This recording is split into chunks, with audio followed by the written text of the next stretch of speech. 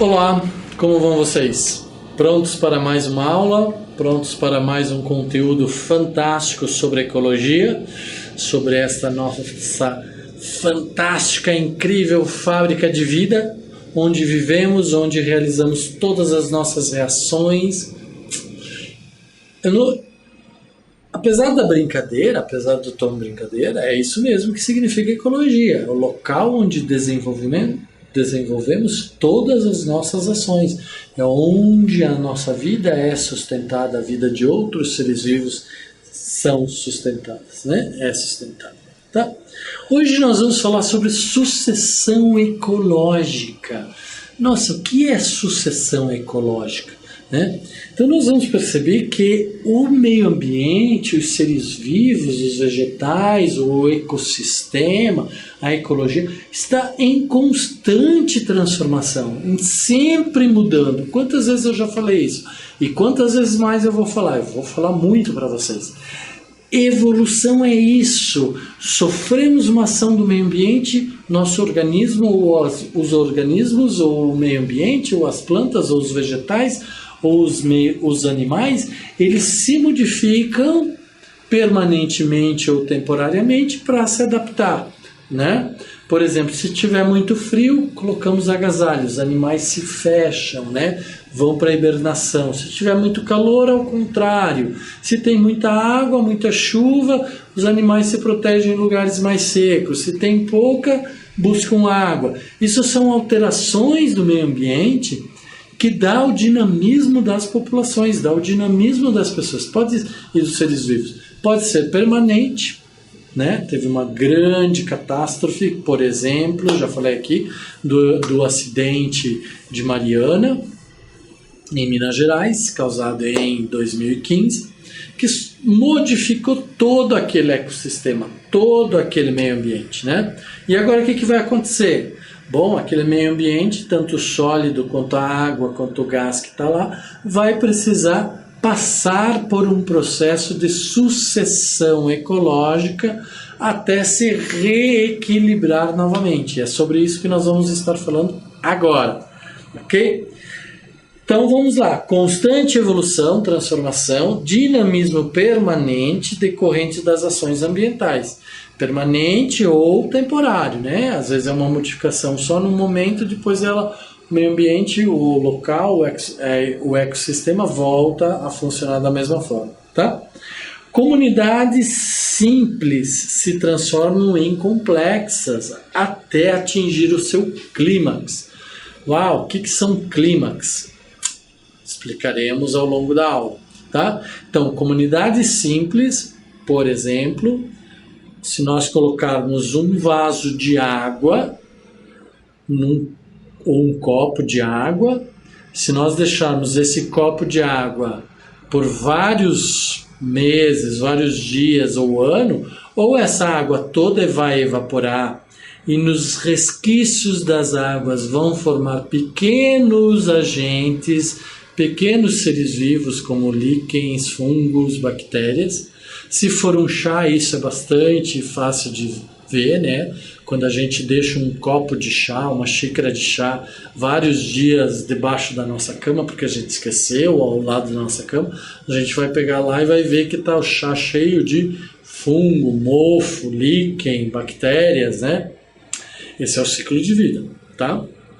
Então, saímos dessas comunidades simples, por exemplo, pegamos uma área desértica, né? Com pouca vida, então é bem simples, tem bem pouca vida, e vamos até uma floresta, um dinamismo muito grande, muitas espécies, né? A esse processo nós chamamos de sucessão ecológica. Dentro dos processos de sucessão ecológica, nós temos 3 agentes, né? Que são as pioneiras, ou ecéses, que são as primeiras plantas, são os primeiros organismos a constituir um ambiente cru, um ambiente sem vida. Então nós precisamos dessas pioneiras, porque elas vão chegar ali, são mais simples, então tem mais resistência, vão conseguir se adaptar mais rápido e se desenvolver. Temos os intermediários, que não são nem pioneiras, nem clímax, também chamadas de facultativas muitas vezes, porque elas podem se adaptar em vários tipos de ambientes, né? Mas que elas estão ali entre um e outro sistema e podem ficar ali nessa situação por muitos e muitos e muitos e muitos anos. Tá? E as clímax, que são complexos, são finais. Então, depois que vieram as pioneiras, começaram a se estabelecer, começaram a desenvolver reações, nutrição, reprodução, gerando matéria, gerando energia, compondo aquele ambiente de energia, surgem as intermediárias e que ficam ali também, sofrendo transformações biológicas, transformações químicas, e depois surgem então as clímax, que são espécies que vão dominar um meio ambiente, um ecossistema, e vão ficar por ali, se ninguém interferir, por milhões ou muitos e muitos e muitos e muitos anos. Tá? Essas são as espécies clímax, ou as comunidades clímax. Tá? Certo? São processos lentos, graduais, né? A gente, como ser humano, às vezes pode até interferir fazendo algumas ações, né? Mas normalmente levam muito tempo, né? Uma área degradada, nós vamos ver lá a Mariana, novamente, vou dar o exemplo que está muito vivo para vocês, vai levar muitos e muitos anos se não houver interferência, se não houver nenhuma ação do ser humano na recuperação daquele ambiente degradado, destruído, tá? Então, é a substituição por seres mais complexos e exigentes, tá? Então, pioneiros, como eu falei para vocês, se instalam em um novo ambiente, são normalmente seres mais simples, lembra dos nossos 5 reinos, né? Monera, protera, fungo, líquen, animais e vegetais, certo? Então, são líquens, são musgos, as gramíneas são os vegetais mais simples, né? Alguns insetos, depois que eles se estabelecem e começam a formar um dinamismo, fazer trocas energéticas, trocas nutricionais, né? Formam a sua cadeia nutricional, sua cadeia de troca de energia, de matéria-prima, surge então, são seres orgânicos, são seres vivos mais simples, né? Resistentes em menor número de espécies, porque são menos espécies que são sujeitas a esse tipo de clima, né? A abundância é muito menor. Estabelecem as condições microclimáticas para esses seres, para os seres mais complexos, que podem ser tanto os intermediários quanto os climas, se estabelecerem, né? Tem grande produção de energia líquida, ou seja, produz muito. Então, se lembrarmos de uma gramínea, se lembrarmos de um pasto, se lembrarmos de um campo, tem muita matéria-prima ali, tem muita energia. Lembra da nossa cadeia trófica?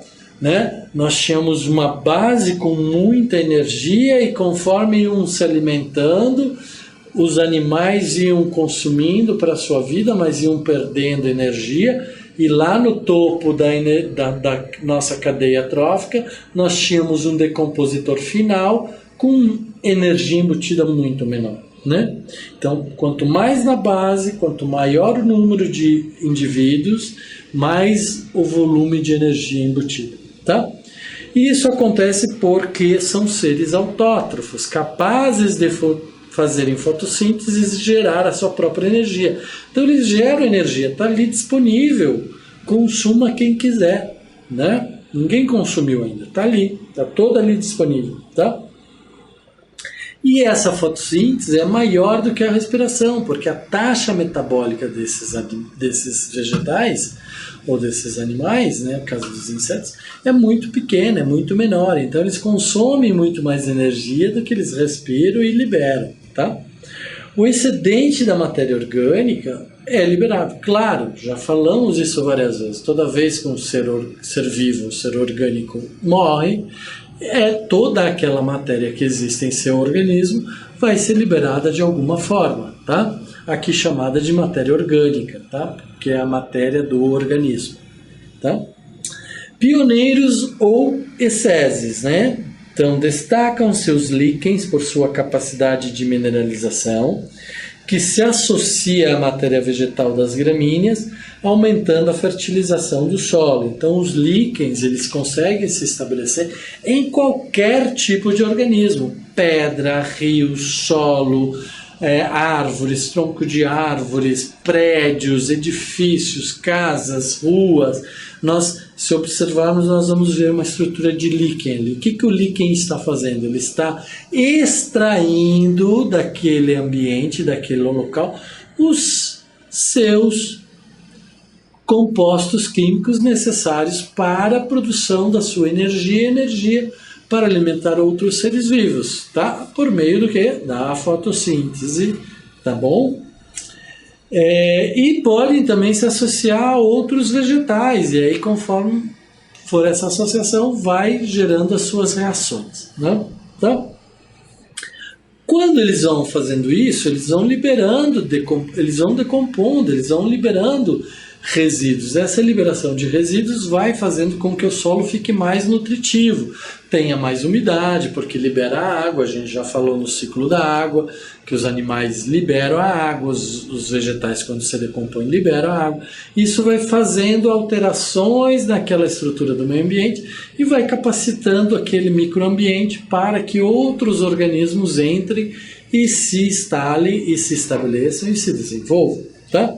Tem grande atividade reprodutiva. Claro, eles não têm uma necessidade muito grande de sobrevivência. Eles querem se reproduzir, né? Seja os animais, os insetos, né? Quantos insetos? Os insetos são muito rápidos em se reproduzirem, né? Tá aí o mosquito da dengue. Só que o tempo de vida deles é mais curto, tá? Uma vez que vivem em condições adversas. Então, como eles não têm condições ideais, a forma como eles têm para garantir suas vidas e a garantia da perpetuação da sua própria espécie é através da reprodução. Vamos reproduzir, gente. Vamos produzir novos descendentes aí. E é assim que eles fazem, né? Tá? Também para a dispersão de sementes e esporos. Então, tem menos obstáculo. Uma semente, um esporo num campo aberto, ela vai viajar, vai voar pelo vento, por outros animais, de uma forma muito mais fácil do que se ela estivesse no meio de uma montanha, de uma floresta, onde ela encontraria obstáculos para o seu deslocamento. Tá? Quanto mais adversas as condições ambientais, menor a capacidade de sobrevivência e maior o investimento em reprodução, né? Então, isso que eu falei. Quanto mais adverso for o meio ambiente, mais o organismo vai investir na sua reprodução. Para quê? Para garantir a preservação, a perpetuação da sua espécie. Tá? E aí, com esse processo de modificação, o solo fica mais nutritivo, há mais água, entra água, cresce um pouquinho a planta aqui, tem um animal ali, começa a haver sombreamento, e outros indivíduos de outras comunidades chamadas intermediárias surgem para habitar, coabitar ou suceder aquela primeira comunidade chamada de pioneira. Por isso, sucessão ecológica. Estão sucedendo a primeira comunidade ecológica, né?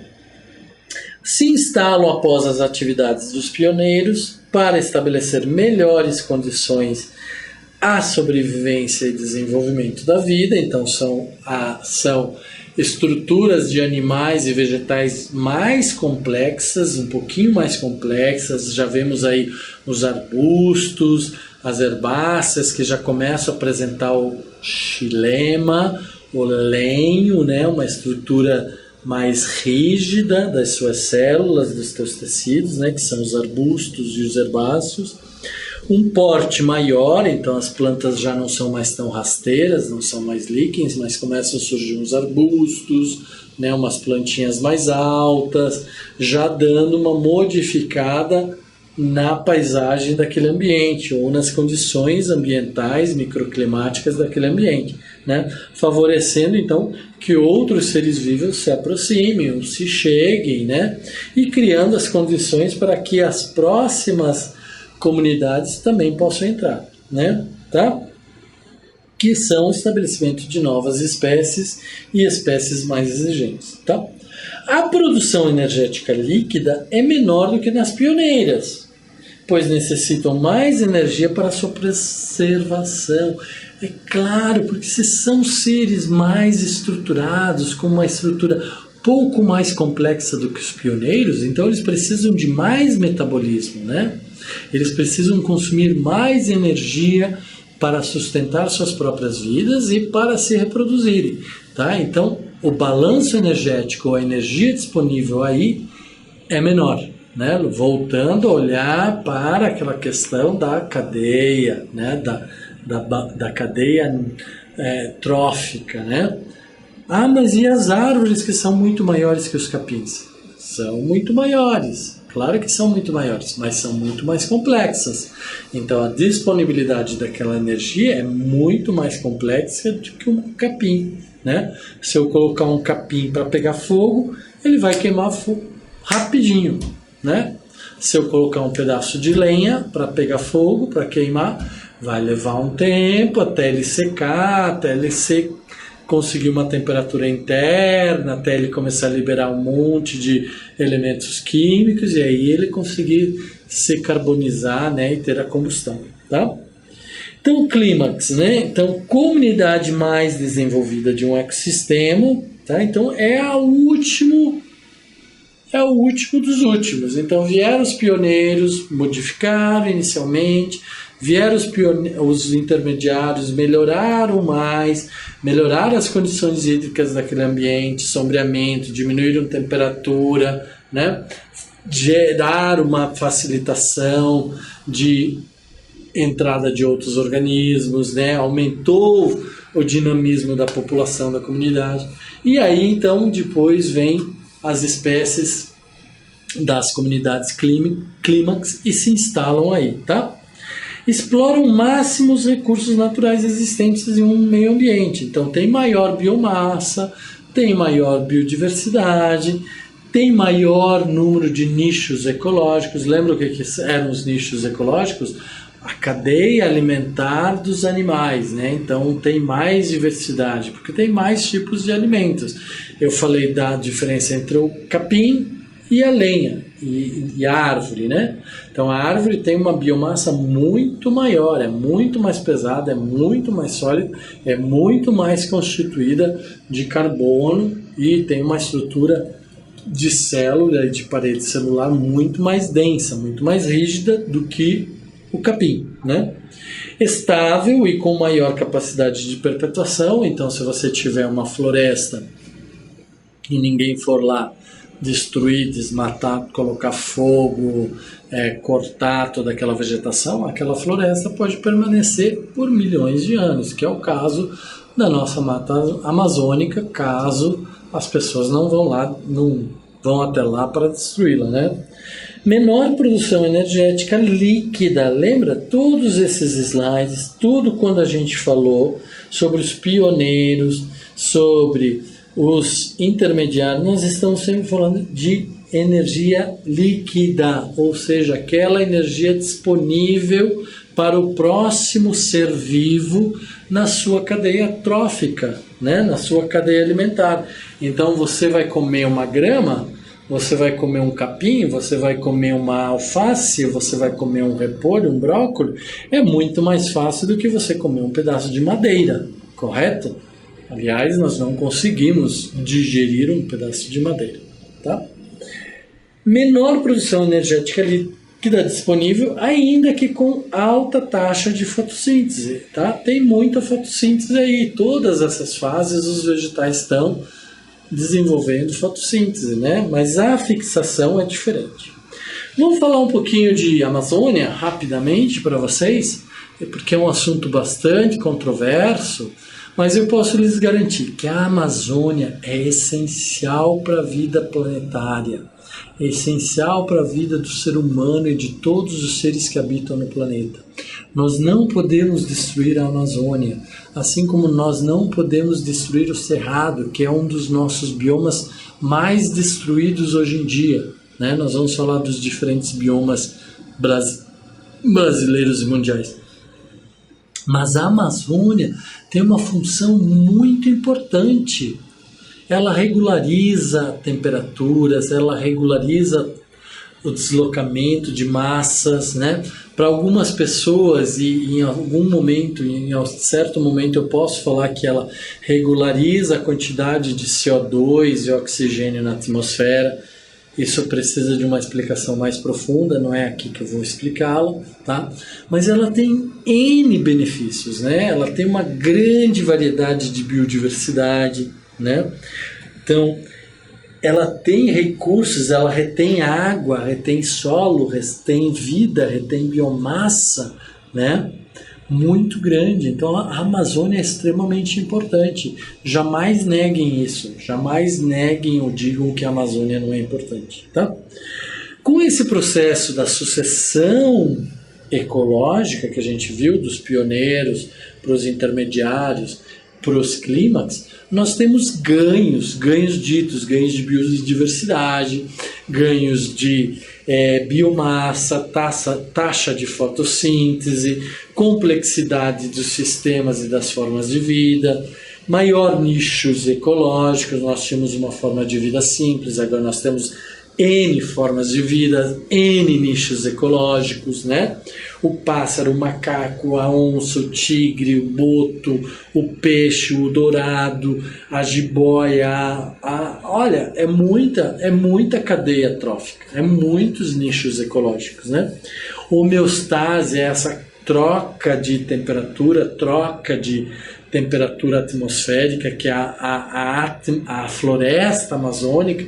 Então ela tem a capacidade de resfriar a temperatura do planeta, resfriar a temperatura da atmosfera. Com esse resfriamento, ela regula o deslocamento de uma série de massas atmosféricas, e com isso ela regula a temperatura do planeta, tá?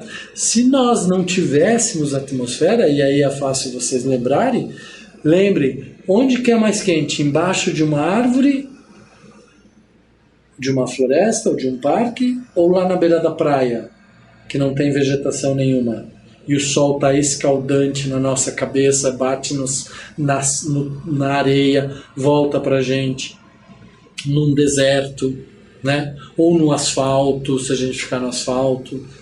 Onde que é mais quente, né? Então a floresta tem essa capacidade de regulação da temperatura, tá? Da atmosfera. Produção energética bruta aumenta, né? A bruta, tá? Lembra, a bruta aumenta, mas a líquida diminui. Por que a líquida diminui? Porque nós temos mais seres vivos, mais organismos consumindo toda aquela energia disponível. Então o que vai sobrar de energia líquida é menor, mas a bruta é muito maior, tá? Produção de líquidos, né? Produção de água através da evapotranspiração ou através da regulação homeostática. Então diminui a temperatura do solo, com isso diminui a evapotranspiração. Controle das massas, a gente já falou, aumenta a taxa de reprodução, porque nós temos aí muitos animais, e outros, né? Que podemos chamar, então, podemos até falar de benefícios, melhoras para as questões ambientais, efeito estufa, purificação do ar, controle de poluição, né? Diminuição das alterações climáticas, tá ok? Nós temos dois tipos de sucessões ecológicas, as primárias e as secundárias. As primárias são aquelas iniciais, onde não tem nenhum tipo de vida, então são ditas primárias, ou sucessão primária se refere aos seres ou aos tipos de sucessão lá dos pioneiros, né? Então primárias, sucessões primárias, e depois nós temos as secundárias, que já vão pegar os intermediários e chegar até os clímax, né? Então, num processo de sucessão vegetacional ou sucessão ecológica, nós temos os ecológicos e nós temos os secundários, tá bom? Esses são os processos, né? Tá? Então, iniciais são as primárias, nunca habitados, locais nunca habitados ou ambientes totalmente degradados, destruídos. Secundários, que já apresentam condições favoráveis por comunidades previamente estabelecidas, que é o papel das pioneiras ou ESSESs, né? ou extintas mesmo, né? Depois de um incêndio, depois de um desmatamento, depois de uma inundação, movimentos de solo. Então, surge uma nova vegetação, uma nova comunidade dita secundária, né? Ocorrem normalmente as clímax. Se as clímax eu tenho uma floresta amazônica, vamos dizer que aconteça um temporal, uma grande inundação, um grande vendaval e destrua a floresta amazônica, que é uma comunidade, é uma fase clímax dentro da associação ecológica, vai precisar de todo um reprocesso de reconstituição, de sucessão ecológica. Se estabelecer exatamente igual ao que é a Amazônia hoje, nós chamamos de clímax novamente, mas isso é impossível de acontecer, então nós vamos chamar de desclímax, tá? Por isso que é tão preocupante a questão do desmatamento, porque nós nunca vamos conseguir restabelecer o valor ambiental, o valor dos recursos naturais de uma floresta natural, né? Nós sempre vamos ter perdas energéticas, perdas de vidas, perdas de biodiversidade. Ok? Então, olha lá, sucessão ecológica, de um modo simples para vocês entenderem. Eu tenho gramíneas, eu tenho pouca sombra, eu tenho pouca massa, né? Mas eu tenho vegetais de rápido crescimento. Então, aqui são os pioneiros, certo? E aí nós temos, então, depois que eles vierem, começaram a surgir pequenas sombras, a umedecer o solo, a melhorar as condições do solo, né? Eu tenho, então, o surgimento da segunda fase, que são as intermediárias, né? Ou intermediários, né? Tá?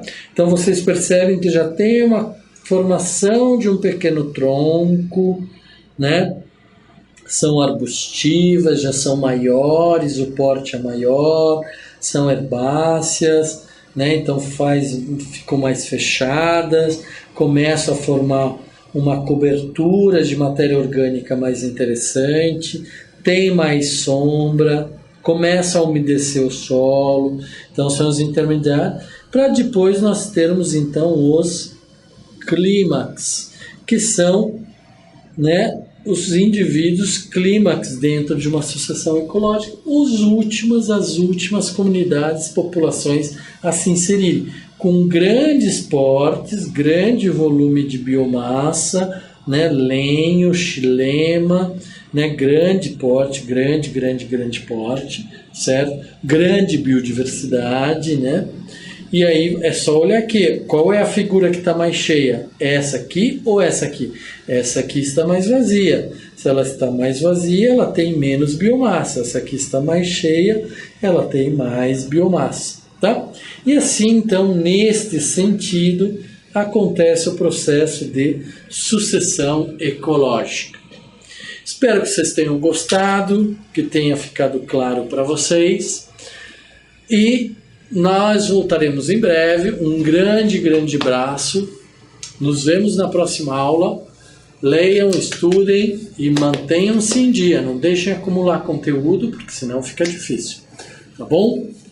Abraço para vocês. Tudo de bom.